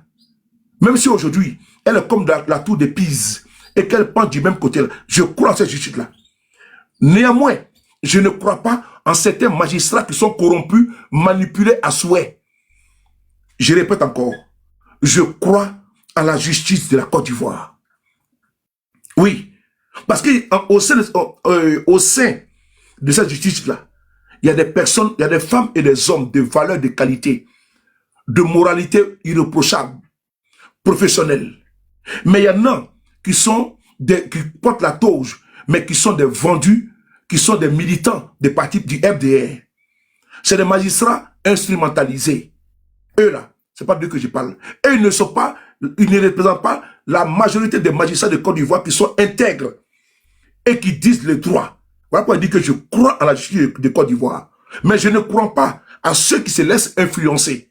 Parce que sous nos tropiques, en Côte d'Ivoire, des magistrats, une première dans l'histoire de notre pays, le syndicat des magistrats a fait une déclaration publique pour dénoncer les pressions du régime RDR. Oui, le régime RDR. Des magistrats qui refusent les ordres iniques, les condamnations farfelues, les mots d'ordre, les injonctions. Ces magistrats qui ne cèdent pas aux caprices de Ouattara et sa bande sont affectés au fin fond de la Côte d'Ivoire. Un magistrat qui refuse de poursuivre un homme politique, on l'affecte. Aujourd'hui, on lui donne un ordre, il refuse. Parce qu'il voit le droit. Il refuse d'appliquer l'injustice. On l'affecte, illico presso, on le prend à Abidjan, on l'envoie là-bas vers Tabakala. C'est comme ça qu'ils ont fait. Voilà pourquoi, en Côte d'Ivoire, il ne faut pas perdre confiance en notre justice. Il faut croire en notre justice. Parce qu'il y a des magistrats qui sont intègres, qui ne sont pas influençables. Mais d'autres ont décidé de ramper et de céder à la tentation et à l'appât du gain. C'est dans cette optique-là que M. Guillaume Soro a été couronné à double peine. Je vais ici, de façon triviale, vous faire écouter le président Guillaume Soro. Je vais vous dire une chose. Vous qui n'êtes pas GPS, GPS c'est Génération Peuple Solidaire, c'est un parti d'avenir. Vous convenez avec moi que si on dit la constance, on dit le courage, la rectitude, la détermination, fidèle à ses idéaux, à son idéal politique, c'est Guillaume Soro. Un homme qui n'est pas incorruptible, qui ne cède pas aux influences, qui n'est pas compromis, qui n'est pas un homme de pouvoir, qui est un homme désintéressé. Sinon 7 ans, dites-moi 7 ans, en Côte d'Ivoire, un homme politique en exil. Dites-moi, Gbagbo il était en exil, il n'était pas en exil, il était en prison. Mais Gbagbo, il a résisté face à Houphouët-Boigny. Parce qu'il faut souvent à un moment donné, malgré que le président Houphouët-Boigny voulait forcément, et qu'il y avait même des intermédiaires qui voulaient forcément acheter Gbagbo, Gbagbo a dit non. Pourquoi le nom de Gbagbo Laurent a été écrit sur le livre d'or de la politique ivoirienne? Parce qu'il n'a pas cédé à la pression, il n'a pas cédé, n'est-ce pas, à la corruption. Il n'a pas été compromis. Gbagbo a résisté. C'est ce qu'on dit un leader politique. Un leader politique n'est pas un leader qui a une vision. C'est sa capacité à pouvoir résister à l'argent, résister aux postes juteux, résister à la corruption, ne pas être compromis. Un leader, c'est sa vision et sa capacité à tenir malgré les soubresauts. Voilà la qualité intrinsèque de Guillaume Soro. Un homme comme ça, on peut lui faire confiance. Parce que dans ce marigot politique de Côte d'Ivoire, il y a du tout. Il y a des opportunistes, il y a des entrepreneurs politiques, il y a des situations professionnistes. Il y en a qui viennent pour s'enrichir, pour se gaver. Guillaume Soro, lui, à cet état-là. Dites-moi, est-ce qu'il ne pourrait pas aller au RDR de M. Ouattara pour avoir un tabouret?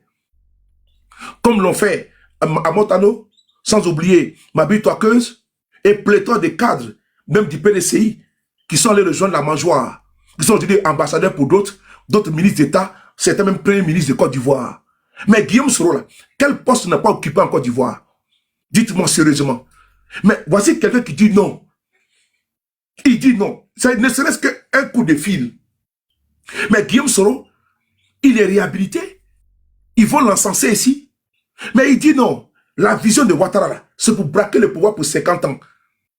C'est pas pour ça qu'il a suivi Alassane Ouattara.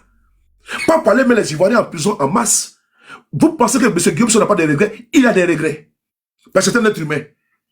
Parce que s'il savait que les Ivoiriens allaient être martyrisés comme ça, mis en prison en masse, près de 2000 prisonniers politiques en 2025 seulement. S'il savait qu'un Ivoirien allait être brûlé à Nayo, décapité à Daoukro, les Ivoiriens pourchassés, traqués, toutes les voix discordantes en Côte d'Ivoire sont éteintes. Les jeunes sont emprisonnés. Les Walina Koulibaly, les opposants sont brimés, sont pourchassés par la justice. Tous les opposants de Côte d'Ivoire sont aujourd'hui pourchassés par Alassane Ouattara. Et donc, M. Guillaume Soro, s'il était un homme cupide, qui était dans la couardise, mais M. Guillaume Soro allait suivre M. Ouattara. Mais il ne l'a pas suivi. C'est ces hommes politiques intègres, dignes, qui portent des valeurs. C'est eux-là qu'on doit suivre. Mais des opportunistes, des bavards, des brouillons, on n'en a pas besoin. Un homme politique doit être calme, froid, objectif. Et puis, il a un but à atteindre. Mais un leader qui est embrouillé, qui est éparpillé, qui est distrait, qui pense seulement qu'à sa poche, à son confort et à son réconfort, à des enveloppes, non, à des billets flambant neufs, non. Lui, c'est un entrepreneur politique. La Côte d'Ivoire d'aujourd'hui doit se débarrasser de ces opportunistes. D'aucuns vont créer des partis politiques, que le monde appelle des boutiquiers politiques. Ils vont créer une boutique politique, et demain, on les invite sur les chaînes de télévision, et puis ils vont s'autoproclamer leader. Ou bien, comment dirais-je, demain, je vais diriger la Côte d'Ivoire. Mais la Côte d'Ivoire ne se dirige pas comme ça, avec un bâton magique. Il faut faire ses preuves. Et si on dit en matière de preuves, Guillaume Soro a fait ses preuves. Vous le savez, je le sais. On ne peut cacher la lumière du soleil avec la main. Il a fait ses preuves en la matière. Le seul poste que Guillaume Soro n'a pas occupé en Côte d'Ivoire, c'est le poste de président. Quand vous regardez son parcours politique, là, c'est enrichissant. Et puis, c'est quoi? C'est envieux. Tous les postes, il a occupé en Côte d'Ivoire. Et c'est un homme d'État. Il a la carrure. Et puis, c'est un homme qui est pondéré. Il est calme. Il est structuré. Et puis, il est rassurant. Un homme politique doit savoir rassurer. C'est quelqu'un qui peut sécuriser les Ivoiriens. C'est pas un homme qui est avide d'argent. Ce n'est pas ça. C'est parce que, je dis, toute appartenance politique mise à part, l'homme, quand vous l'observez de loin, vous regardez sa posture actuelle, depuis maintenant 7 ans. Est-ce que vous-même, que vous soyez ennemi, ou bien ami, ou bien adversaire, ou bien apolitique, ou un bossoniste, quand vous observez dans les marigots politiques en Côte d'Ivoire, M. Guillaume Soro, depuis son exil, est-ce qu'il n'est pas constant? De vous avoir, est-ce qu'il n'est pas constant? Est-ce qu'il n'est pas droit dans ses bottes? Est-ce qu'il vacille? Je dis bien sincèrement, loin de nous, la haine, l'animosité, l'adversité. Mais quand on parle de constance, on parle d'un homme courageux, qui a une rectitude sans embâche. Est-ce que Guillaume Soro n'est pas sur le Sang Graal en Côte d'Ivoire? Sur le piédestal? Est-ce que vous pouvez, on peut me dire non? Je ne pense pas. Un homme qui a pu dire sur Dia Ouattara 7 ans, il dit non. Cet homme-là, c'est un homme d'avenir. On peut lui faire confiance. Tu peux confier ton destin politique à Guillaume Soro et puis tu vas aller dormir. Il ne va pas te trahir. Il a fait à la Fessi. Il a fait à la Fessi. Il avait le destin des étudiants de Côte d'Ivoire. Malgré les persécutions, malgré les tentations, tout. Guillaume Soro est resté droit dans ses bords. Moi, c'est ce monsieur-là que moi je veux. Je veux confier mon avenir politique, l'avenir de mes enfants là, à un président qui rassure. Pas un président qui passe le temps à nommer ses cousins, ses nièces, ses petits frères. Il faut la méritocratie. Il faut que toi, l'enfant de pauvre également, tu puisses atteindre un poste sans que tu sois pistonné. Guillaume Soro n'a jamais pistonné ses petits frères. Quand on me cite un de ses petits frères qui ont été pistonnés, il n'y en a pas. Eux-mêmes se sont débrouillés pour atteindre leur objectif. C'est un homme comme ça que l'on veut. Gabégie, non. Népotiste, non. Clientéliste, non. C'est ce que l'on veut. La Côte d'Ivoire a besoin d'un homme intègre. Un homme qui est proche du peuple, qui est le peuple. Guillaume Soro, vous m'excusez du thème, mais c'est un villageois. C'est un enfant du peuple. Il est né dans la terre. C'est un enfant de Kofi Plé. Il laboure la terre.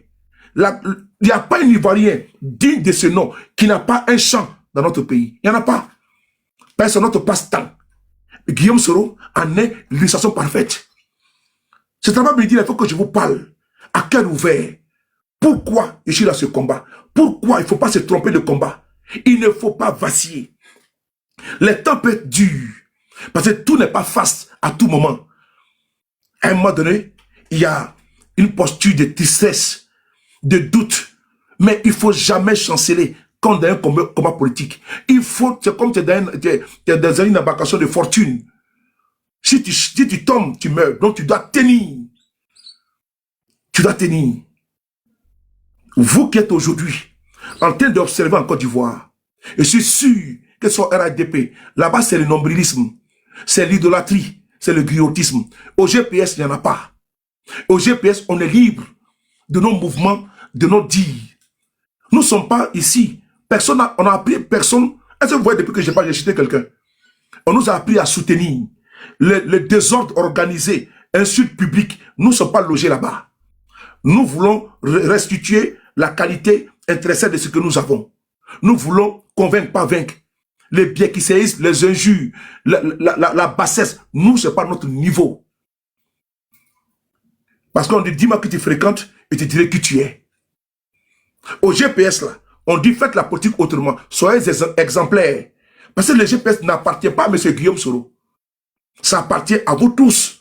C'est votre bébé. Vous devez le peaufiner, le rendre propre, vendre son image pour nos enfants qui viendront derrière nous. C'est eux qui vont porter les valeurs.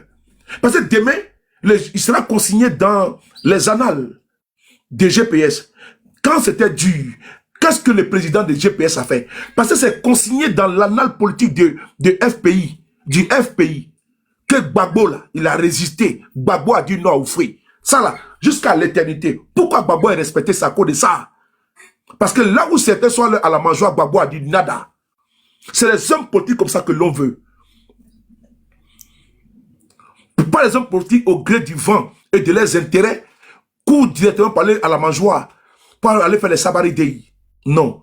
On doit avoir des jeunes de notre génération qui sont capables de ne pas être des cupides. On doit avoir des jeunes de notre génération qui sont des jeunes de valeur. Des jeunes qui ont un code d'honneur. Je vous incite, je vous en supplie, vous, jeunes de ma génération, vous, jeunes derrière nous et nos grands frères, soyons exemplaires. Si on veut combattre le pouvoir d'Alassane Ouattara, faisons-le, politiquement parlant. Faisons la politique autrement. Mais ne cédons pas à la facilité. Ne soyons pas les partisans du moins effort. C'est leur pouvoir. Combattons-les et faisons-les tomber. Nous avons la capacité. Nous avons les outils. Nous avons le peuple. Nous avons la masse. Nous avons le nombre. Nous sommes en majorité. Il reste seulement l'union pour atteindre notre objectif. Et nous pourrons le faire. Je ne suis pas défaitiste. Je ne suis pas défaitiste. Le RDR, en 94 jusqu'en 2011, calculé, ça fait pratiquement 17 ans dans l'opposition. Les FPI, 20 ans. L'opposition, ce n'est pas un long fleuve tranquille. Il y a des peines, il y a des maîtressures, il y a des douleurs, il y a des tristesses. Oui. Bien souvent, on se dit, est-ce qu'on va atteindre notre objectif? Il y en a qui ont le décès. Tu ne peux pas aller au pays. Parce que, est-ce que la politique doit être symbole d'animosité? Est-ce que la politique doit empêcher d'entrer dans ton pays? Tu vas dans ton pays, on te met en prison. Et puis ils vont contraindre même des gens de l'opposition à leur demander pardon. Parce que pour aller dans ton pays, il faut faire allégeance à un parti politique, un parti État, qui est dans un totalitarisme exacerbé. Parce que je ne peux pas comprendre qu'un Ivoirien ne pas rentrer dans son pays parce qu'il critique un pouvoir. Oui, ce n'est pas normal. Ce n'est pas du tout normal. Macron a été giflé ici en France, là. Mais l'individu, il est en France, il se promène. Macron a été giflé en France ici. Mais les partisans de Macron ne sont pas allés gifler la personne. Mais en Côte d'Ivoire, nous avons des individus qui sont, c'est eux qui font la pluie et le beau temps. On a un parti qui s'est érigé en justice. Il y a une confusion entre la justice et un parti politique. Et ça, c'est quand même gravissime. Attends, ils sont en train de mettre des trolls pour bloquer mon compte là. Le gars tapoté, tu vas m'envoyer, oh là là, mon signaler, tu vois. Il savait. Le gars tapoté, ils ont commencé à me signaler, oh là là. Oh. Attends, je vais faire opposition. Le gars tapoté, s'il vous plaît. Donc, je tenais à vous dire, un parti État, un parti qui est dans une dictature sans fin. Regardez la météo politique dans notre pays. Est-ce que la météo politique, elle est ensoleillée? Est-ce qu'il y a un beau temps? Est-ce qu'il y a un climat favorable à une opposition concrète en Côte d'Ivoire? Il n'y en a pas. Tu critiques le pouvoir de Ouattara, ils vont te foutre dedans. C'est le chantage. Même les jeunes Jean-François Kouassi, ils l'ont foutu en prison. Pourquoi? Parce qu'ils n'aiment pas la critique. Ils sont réfractaires, allergiques à la critique. Il faut qu'on se soumette à leurs caprices. Mais est-ce que quand vous me regardez, j'ai une tête à me soumettre aux caprices de quelqu'un? Quand vous me regardez là, j'ai une tête à venir dire que pardonnez-moi, sous les Népalais, je ne le ferai jamais. Je n'ai pas cette tête-là, je n'ai pas cette gueule. Je ne peux pas m'unir pour mes convictions. Je ne peux pas me rabaisser pour mes convictions. Jamais je peux le faire. Si c'est pour ça que je dois rester hors du pays, mais je reste hors du pays. Mais ma dignité, là, elle n'a pas de prix. J'ai une valeur. Et cette valeur-là, je ne peux pas la vendre. Je ne peux pas marchander, monnayer ma crédibilité. Parce qu'il faut que je sois crédible un jour. Ne serait-ce que même devant mes enfants. Qu'est-ce qu'ils diront de moi? Que mon père a été lâche. Je ne vais pas être lâche. Je n'ai pas dit un jour que ton papa était lâche. Non, jamais. La Côte d'Ivoire, c'est mon pays. C'est la terre de mes ancêtres. C'est Dieu qui décide tout et de tout. C'est Dieu tout-puissant. Aujourd'hui, ils sont au pouvoir. Ils jubilent.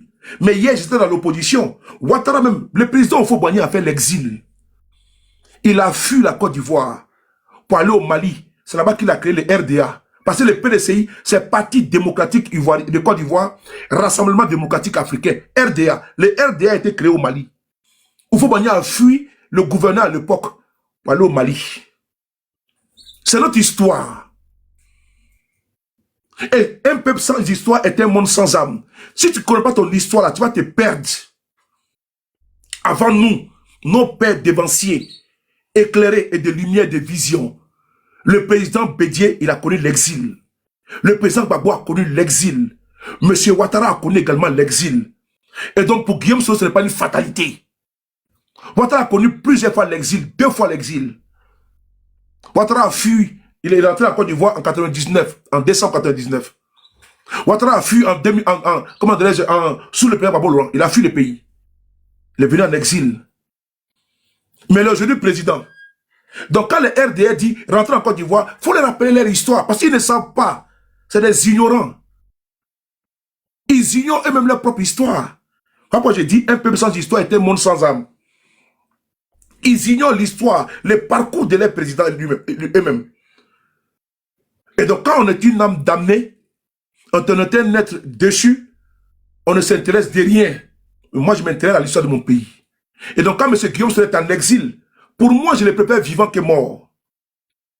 Et je pense que ce n'est pas une fatalité pour moi. Je vais vous écouter une vidéo même de lui-même. Partagez la vidéo. Partagez la vidéo, tapotez les gars. Je pense que, est-ce que l'étoile est là?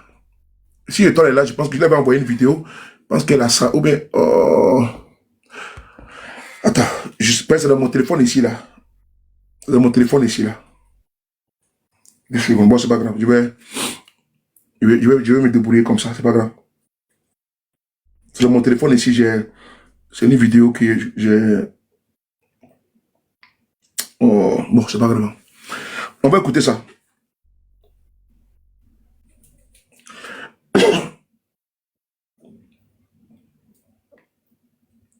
Les gars, partagez, tapotez. Ils n'ont pas encore accepté. Sois salué. Je vous salue, attendez. Désolé, hein. Brou, comment tu vas? Tout mes respects.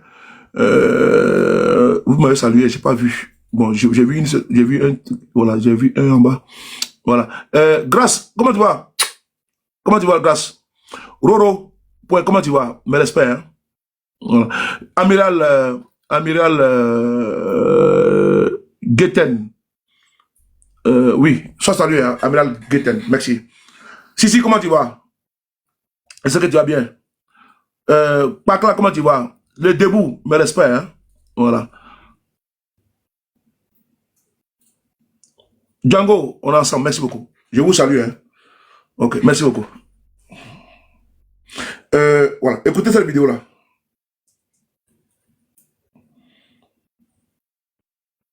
Voilà, je vais aller sous le DP. Voilà, ça. Partagez les gars, partagez. Je dois aller vite parce que j'ai un rendez-vous. Oh là là, faut pas que je me mette. Hier, j'ai oublié complètement mon rendez-vous. Aujourd'hui, j'ai pas vraiment raté ça. TikTok là, c'est pas bon. Quand tu as accro dans ça là, après, j'ai pas fait les panels là. Il laisse dans les KGB Bini là. Faut pas entendre ça. Les autres, ne laissez tomber. Ainsi va la vie des hommes. Moi-même, Guillaume Soro, un moment, les gens ont dit que j'ai été acheté par Babo. Eh, Babo Yako. Babo toujours. Eh, Babo. Toujours Babo. Et je n'en veux pas à la population. Je dis bien, moi-même, mes propres amis, des gens que je peux dire que j'ai créé, ont sillonné des pays pour raconter que si j'ai signé l'accord politique de Ouagadougou, c'est parce que j'ai trahi. Mais j'ai laissé tomber. Parce que je me connais. Il est ma partie là. Moi, C'est pas la rébellion qui m'a révélé à la Côte d'Ivoire. Voilà. J'étais déjà Guillaume Soro avant le 19 septembre 2002. C'est pour le RDA, ça. RDA, faut écouter. Hein. Voilà. Ce n'est pas la rébellion. RDA, écoutez. Je répète. Oui. Ce n'est pas la rébellion. Pendant la rébellion, je ne suis pas allé en prison. Avant la rébellion, je suis allé 6 fois en prison dans ce pays. Ouais.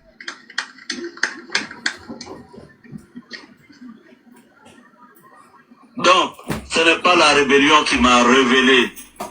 J'ai contribué à la rébellion, mais ce n'est pas elle qui m'a révélé aux Ivoiriens. Voilà. Avant la rébellion, tout le monde savait qui était le jeune leader estudiantin, Guillaume Soro. Voilà. Et quand je me souviens que mes parents ont souffert de mon militantisme depuis l'université, sans que personne n'ait réussi à m'acheter. Alors que étudiant que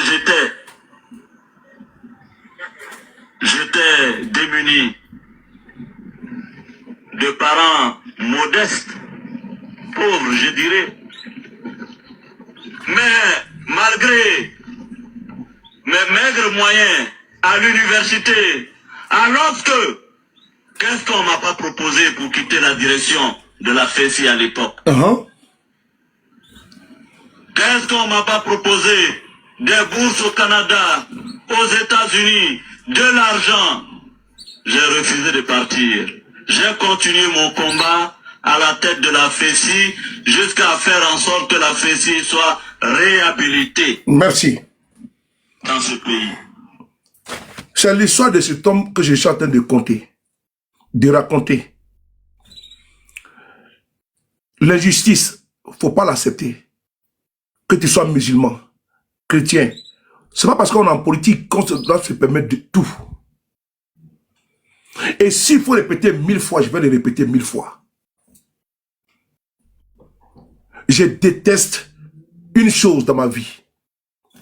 Que moi m'impose quelque chose. Si tu es mon ami là, tu seras mon ami. Tu es ma personne, tu seras ma personne. Je ne veux pas qu'on me dicte des choses. Parce que je ne suis pas un bouc, je ne suis pas un sot. Je sais écouter, je sais lire, je sais voir. C'est que ce monsieur raconte ici là. J'ai fait du copier-coller avec 2026. Avec ce GPS. Voici un monsieur étudiant, enfant de pauvre, qui n'a pas accepté la pression. Bourse par au Canada dit il ne veut pas. D'aucuns là vont sauter derrière ça. Ils vont abandonner leurs amis et puis vont partir. Il dit qu'il ne veut pas. On appelle ça de l'opportunisme. Mais lui il dit non. Parce qu'il est intègre. Moi je veux les gens comme ça. Parce que Guillaume Soro là, il y a une chose que je peux dire ici, sans me tromper. Si on dit que quelqu'un n'est pas avide d'argent là, c'est Guillaume Soro. C'est Guillaume Soro. Mais lui calquer, faire porter à Guillaume Soro cette tunique de déstabilisation du pouvoir de Ouattara, de vol, de recel, de quoi? D'une maison, que celui-là même qu'il a combattu hier, aujourd'hui, je suis en direct,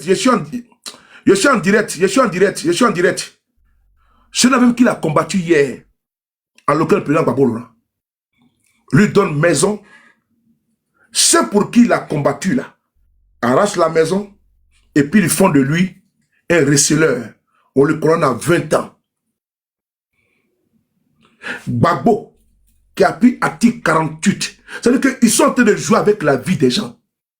Parce qu'ils n'ont aucun respect. Ils n'ont aucun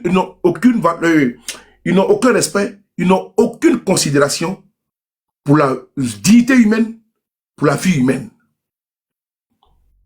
Gbagbo, à son âge, 80 et quelques ans, vous le traitez de braqueur.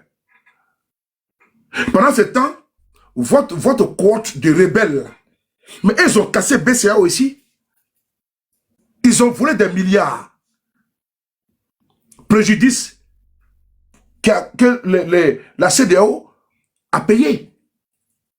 Mais Gbagbo là, quand on parle de ça, c'est une injustice que nous décrions. Voilà pour où le combat des pro-Gbagbo et nous se rejoint. Parce que Gbagbo est victime d'une injustice. Toi également, et tu dis non, que non, on s'en fout. Non, non, non. Moi, je suis à l'aise, je parle de Gbagbo. Parce que je vois ce qui s'abat sur lui. Même si tu es RADP, il faut te taire. Il ne faut pas soutenir ça. Il ne faut pas soutenir ça. Parce qu'à ton âme et conscience, même si la politique vous divise, tu sais que Gbagbo n'est pas un braqueur. Parce que l'argent qui a été réquisitionné là, en 2010-2011, là, mais ça a payé les fonctionnaires de Côte d'Ivoire. Donc ils sont recélés au même titre que vous avez esté, vous avez traduit Guillaume Soro au tribunal. Vous lui avez donné 20 ans là. Mais les mêmes juges là, ils ont reçu l'argent en 2010-2011 et également dans le colonel à 20 ans parce qu'ils ont reçu de l'argent de la BCAO. Mais vous n'êtes pas, conséquent. Vous n'êtes pas conséquent. Vous n'êtes pas conséquent. Vous ne pouvez pas jouer avec la vie des gens comme ça, légèrement. Et vous voulez que nous, on la ferme. Et puis, on vous regarde. Attends, moi, je n'ai pas le temps pour les idiots. Allez bloquer. Voilà. Allez bloquer. Tu vas être... Va là-bas, idiot, là. Idiot ou idiot. Donc, je continue. Et donc, nous sommes aujourd'hui là. Ils ne sont pas conséquents. Là où il peut dire Gbagbo était un braqueur. Mais s'il y a un braqueur, et puis il donne l'argent à quelqu'un, la personne s'appelle, en français facile, receleur. Mais il faut les traquer. Mais non. Comme dans le cas de Guillaume Soro. Mais aujourd'hui là, c'est cette injustice que Gbagbo se bat pour ses enfants. Parce qu'il y a d'abord le code d'honneur. Il ne peut pas mourir pour laisser en héritage le mot braqueur. C'est salissant. Mais comme vous n'avez pas de retenue, on peut condamner tout le monde, accuser tout le monde. Tant qu'on vous combat idéologiquement, ben c'est un combat idéologique. Ce n'est pas un combat armé, de bras armés. Non. C'est un combat idéologique. On peut rester sur ce terrain-là. Et puis après, nous avons nos affinités. Mais vous refusez qu'on aille sur la bataille idéologique. Vous déversez, dans la bataille armée. Avec le brigandage de l'État à travers ses institutions, la justice, pour condamner vos opposants. Parce que là où vous avez échoué idéologiquement, vous partez gagner avec les armes, pardon. Et avec quoi? Et avec la force. Parce que idéologiquement, vous ne pouvez pas. Mais qu'est-ce qu'il faut faire? Il faut utiliser la justice pour condamner Gbagbo, pour condamner Guillaume Soro, pour exclure Tidjane Thiam. Pour exclure Afin Guessan. Ça là, un Ivoirien conscient ne doit pas accepter ça. Ouattara là, j'ai du respect pour lui. Alassane Ouattara, j'ai du respect pour lui. Mais ce monsieur a démontré qu'il est tellement Machiavel que vraiment j'ai du dégoût pour Alassane Ouattara. Parce que je ne pouvais pas imaginer un seul instant que M. Ouattara pouvait se comporter à un vil autocrate. Je ne pouvais pas imaginer un instant que M. Ouattara au pouvoir, aux affaires, les institutions seront à ce point-là source à coupe réglée. Je ne pouvais pas imaginer que Ouattara allait faire nommer, n'est-ce pas, ses nièces, ses cousins, ses oncles, au détriment des méritants. Je ne peux pas imaginer que Ouattara allait nommer un jour son propre petit frère vice-premier ministre de Côte d'Ivoire.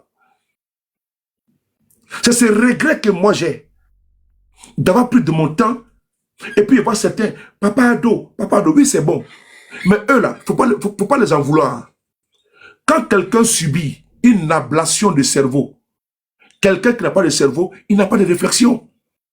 Tonneau vide, vous voulez qu'il réfléchisse comment? Parce qu'il n'y a rien dedans, il n'y a que la boue.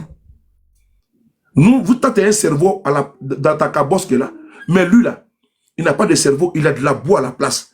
Ou il a la pâte à modeler à l'intérieur. Comment voulez-vous que quelqu'un puisse réfléchir avec de la pâte à modeler ou mettre de la boue?